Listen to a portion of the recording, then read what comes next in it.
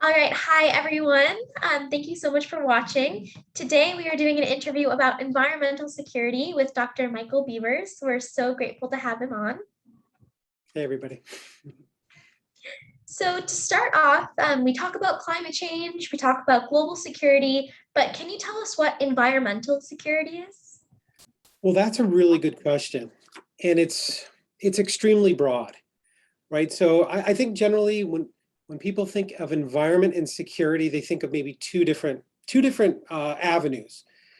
The first would be, how does the environment impact the security of nations, right? So we can think of, national security, for example, right? So how does global environmental change, or we can, people talk always now about really climate change. How does climate and a changing climate and projections of future changing climate, how is that going to impact the security of nations? So that's one way you can think about when you say environment and security, because security for the longest time, right, is about national security, right? And so one part of this discussion is, how does climate change impact the security of nations? So does it cause nations to fight one another? So for an example, if changing climate starts to dry up rivers and dry up lakes and water, shared water resources between countries, will that exacerbate conflict between countries, right? So there's that part of the environment security that people often think about between countries. Or another example that comes up all the time, if climate change causes migrations of people, right? So for example, agricultural productivity goes down in one place and people have to migrate or move or are displaced and they move to another country or the border of another country, will that create instability between two countries? The other part of this in terms of environment security is not really necessarily security between nations or conflict between nations, but within nations, like civil conflict, right? So again, if you mention environment and conflict, people might think, well, if agricultural productivity goes down, or if water resources dry up, or if natural disasters increase in frequency or intensity, that could create instability for governments and for people to rise up and create a civil conflict, right? So to get to your question, oftentimes when people say environment security or climate change and security, the first thing they might think about is how climate change or environmental change impacts security of nations, okay? So that's one way of thinking about it. However, there's another way, and I'll stop for a second and let you do some follow-up. The other way to think about it is not necessarily about the security of nations, but the security of people, right? And so we can think of environment and security as the environment and climate change and human security. And so this is not about states necessarily, but it's about people and communities. And how does climate change impact their security?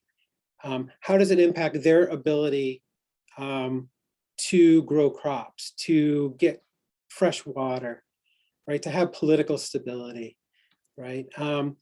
So there's really two ways of thinking about it when you mention environment security. A lot of people, their mind initially goes to national security. But for many of us, when we talk about climate change and security, we start talking about how does climate change impact people and communities on the ground, whether it be anywhere in the world, right? Yeah, even in Chicago, right? There was a huge heat event, 10 years ago or so, where it's been well documented now that climate change and the heat can cause people, even in places like Chicago, a lot of fatalities in that case. So two ways of thinking about it, I think, when you mention environment and security. Wow, thank you. That is so fascinating. And these questions are just going to become more and more relevant as climate change worsens. And so I'm curious. You're a professor of environmental security. How did you first become interested in this topic? That's a great question. I first started by, actually it starts in a way in the Peace Corps, where I was living in a small community, And what I saw was that, sometimes the rains wouldn't quite come in time. People would plant their seeds, but no rain would come. So they'd have to wait, and those seeds would kind of die. And then they'd kind of wait. And throughout that process, the community would kind of work together to make sure that everybody was kind of taken care of. It seemed that way to me, at least.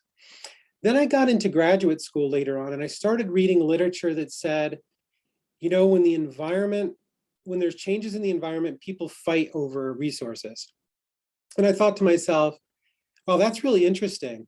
So that means when there's environmental problems, people fight over the remaining resources, and that can create conflict. And I was like, that's really interesting, but that was not my experience when I was living in Africa in the Peace Corps. I thought, what actually happened, what I thought was people start to cooperate. When there's problems, people seem to cooperate. And so as I was thinking about that, I started stumbling into a research by a colleague of mine, Ken Konka, that said, actually, let's flip the script.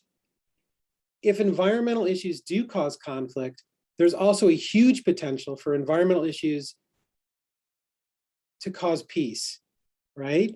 That instead of fighting or having competition over resources, that people will actually cooperate over resources, and that can actually lead to peaceful outcomes.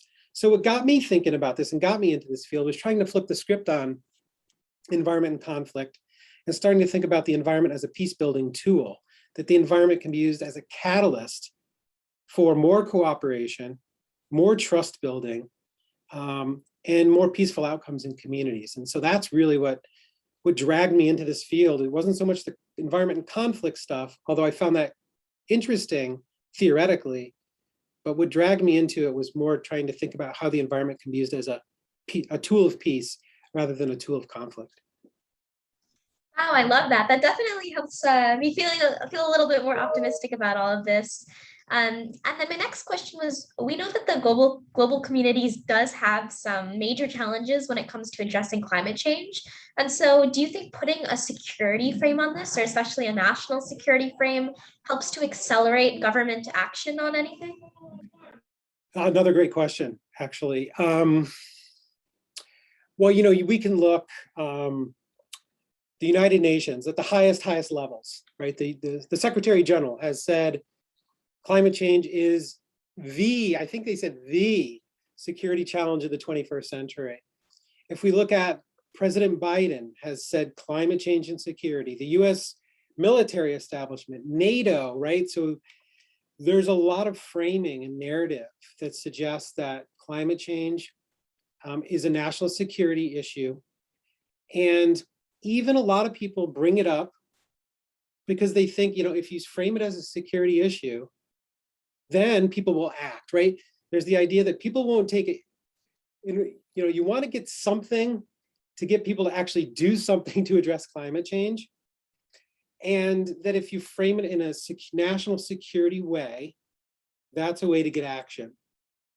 I am a little more skeptical of that, to be honest. I think that can backfire, right? You think about what the military does, for example. You don't send a bomb in the air to fix the ozone hole. And so in a way, I think military is about kind of competition and things like that. And if you think about who uses more fossil fuels than any other institution in the United States, for example, is the US military, right? And so there's some real inconsistencies there. And I think it also can take our attention away from the real issue, right? Because if we keep focusing on, climate change, if there's conflicts in other places, we need to protect ourselves. We need to set up national security apparatus, right? But that takes attention away from a couple things. First is that, especially here in the United States, we're the biggest contributor historically to climate change, right? So it kind of directs attention elsewhere to other countries that really haven't contributed very much at all to climate change. So it can be used to direct our attention, and it can be used to, that framework can also be used to kind of, I would say, put the blame on other countries and say, these are security threats, typically low income countries um, you know, countries of Africa, for example. And so I think that that is not the best way to frame it.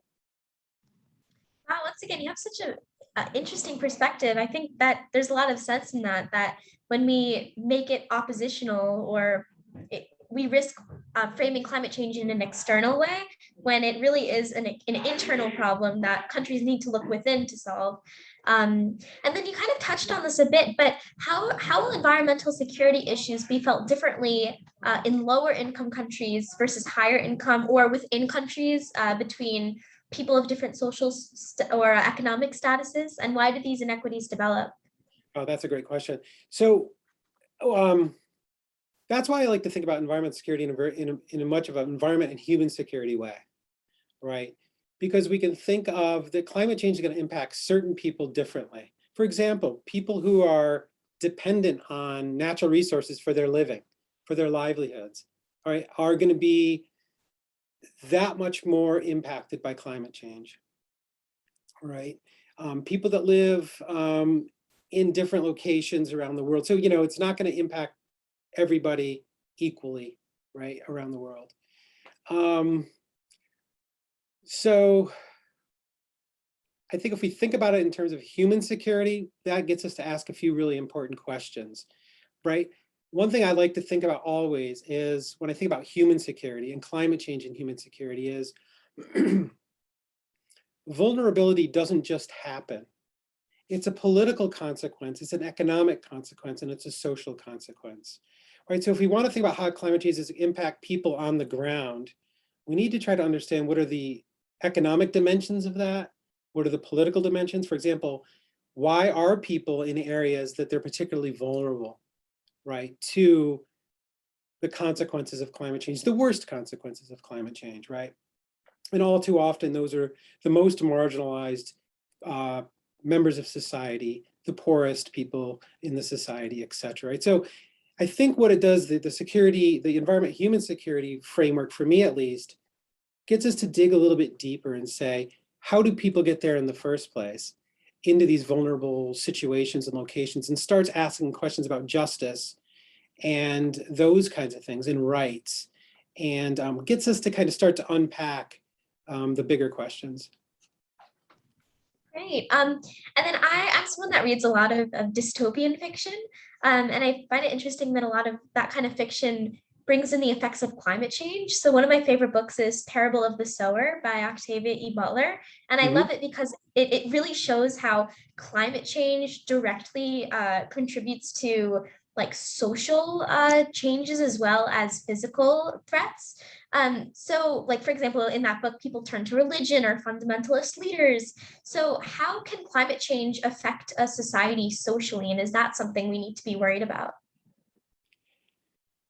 Well, it can definitely affect people socially. But, you know, and I have to say, Octavia Butler um, is really important because I think to imagine a more just world in the future, and to imagine how climate change might impact and actually maybe even have either force people apart or actually bring people together, it's important to have first fictionalize that and think about that and how that can. So I think that's a really important, how fiction can actually play a real role in imagining our futures. And so that's why I like that kind of that literature. But I think, you know, the way you framed it, I think that climate change, and maybe it's the optimistic part of me, I see climate change as actually bringing the world together rather than the opportunities are there to really bring humanity together um, around a common challenge. And, you know, climate change isn't just climate change, right? Climate change is climate justice. Climate change is, it's everything. It's our economic systems. It's all that intertwined. And that means me, you, everybody, we're connected in these really complex but important ways. And we maybe can see each other's humanity in a way that actually brings us more together. I think, you know, yeah, could it fracture us and all that? Yes, but I guess I'm more optimistic to that. And I think with big challenges, with, you know, we see that in disasters, right? We often think when disasters strike, people are rioting in the streets and all that. But, if you look at the case studies, actually it brings people together. Communities come together to address disasters. And so I think climate change can do the same thing. You start seeing your neighbor in different ways, people that maybe ideologically you might have differences with, but you see the common humanity. And I'm optimistic that as we start to, gets more important to address climate change at local levels as well as international levels, that it can start bringing people together. So I can only hope, but I think that's the way it's gonna pan out, I hope. I love that. Climate change doesn't have borders. And I think those issues show that what we do affects the world around us. So I love that take on it. And then finally, we try to frame these videos for a younger youth audience. So what role do youth have in environmental security, and why should young people care about the issue? Well, there's a couple things. First, I find youth, my students in particular, very interested in the linkages in environmental security, right? Because youth see those linkages more than other generations have, right? It's just obvious that environment, climate change, social justice, all those things are linked. And so I think for youth, it's just so obvious, the intersectional nature of all these things, and that you can't separate climate justice and racial justice. And all those things are interwoven so deeply together. So first of all, I think youth have a real advantage, and they already see this. Whereas I think the generation before, maybe even my generation, things were more siloed and they weren't as connected. And so I think it's so obvious to the youth that that environment and security and human security are linked. So that's a huge thing right there. And what that enables is that the intersectional nature of environment and security means that youth can have impacts on climate and security almost in anything they do. So if you're addressing racial injustice in your community, in some ways you're addressing environment and security, because if you're addressing racial injustice or social justice issues in your community, it means that you're actually enabling that community to be more resilient and build adaptive capacity to climate change in your particular community, right? And so we don't have to think about environment security as this international thing. We can think about it in our own communities as well. And I say youth have a huge role in that. Also, just in terms of getting involved politically, whether it's the Sunrise Movement or something that,